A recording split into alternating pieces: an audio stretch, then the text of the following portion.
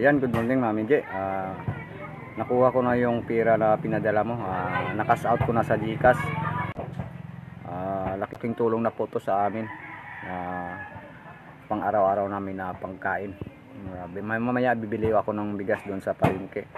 At saka sorry po Mami J, hindi ko na mabidyohan yung pagbili ko doon sa palengke kasi yung cellphone ko sira.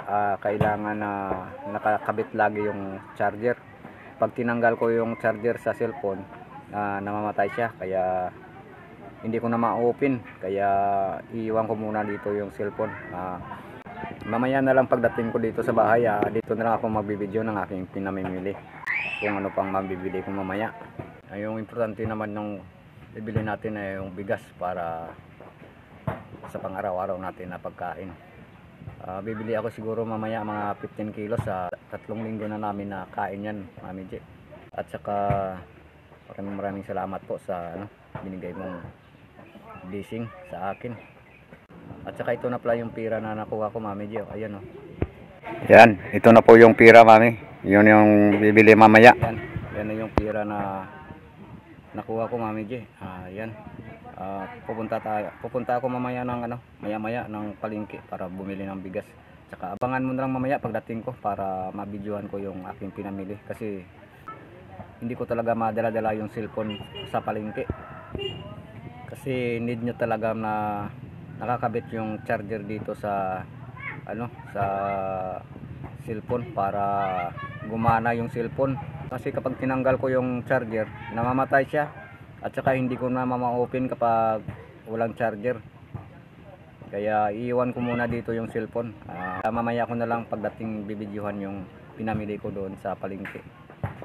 Yan, maraming salamat po Mami J sa binigay mong blessing. At saka sana po gabayan ka ng Panginoon lagi at saka bigyan ka niya ng blessing para makatulong ka naman sa mga nangangailangan katulad ko. Ayan, at saka hindi na ako makapagtrabaho ng maayos. Masakit ng biwang ko, hindi na ako makapagbuhat ng mabigat.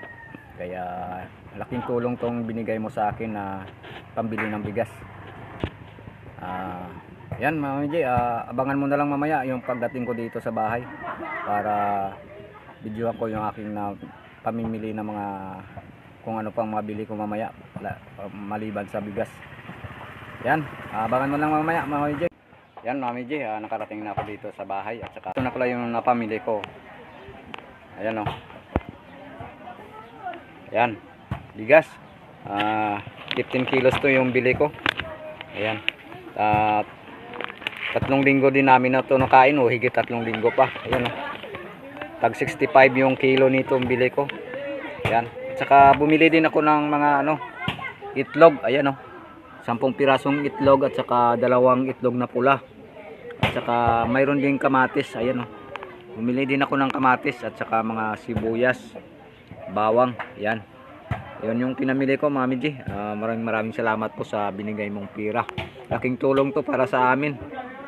Lalong-lalo na hindi ako makapagtrabaho ng maayos. Yung hindi ako makapagbuhat ng ng mabigat. Hindi na nga ako nakabalik ng construction. Kung minsan ng construction din ako, tinitiis ko lang yung sakit ng biwang ko para lang makakita ng pira para may pangkain kami. Ayan, malaking tulong na to sa binigay mong blessing sa amin. Ayan o. Patungkol kay Honey Rose, pinagalitan ko siya kagabi. At saka ginagaano ko sa kanya yung mga ginagawa niya. Umiyak siya. Sorry po Mami J. Ayan. Ito na yung ko, yung pinamimili ko. Ayan. Ayan. Laking tulong na to para sa amin. Ayan. Yan na yung pinamili ko Mami J. Maraming salamat po sa binigay mong blessing. At saka aking tulong na yan para may pagkain kami pang araw-araw. Yung ulam naman hindi ako nahihirapan maghanap kasi namimingwit ako. Lagi akong may isdang huli. Kaya may pang ulam kami, hindi ko problema. Yung problema ko itong bigas. Kaya ito yung binili ko na 15 kilos. ito yung priority ko na bibili. Ayan, maraming salamat po sa binigay mong blessing. Sana po gabayan ka ng Panginoon at saka bigyan ka lagi ng biyaya para makatulong ka rin sa mga taong nangangailangan katulad ko. Ayan mga midji, hanggang dito na lang. Maraming salamat po sa iyo. Bye bye.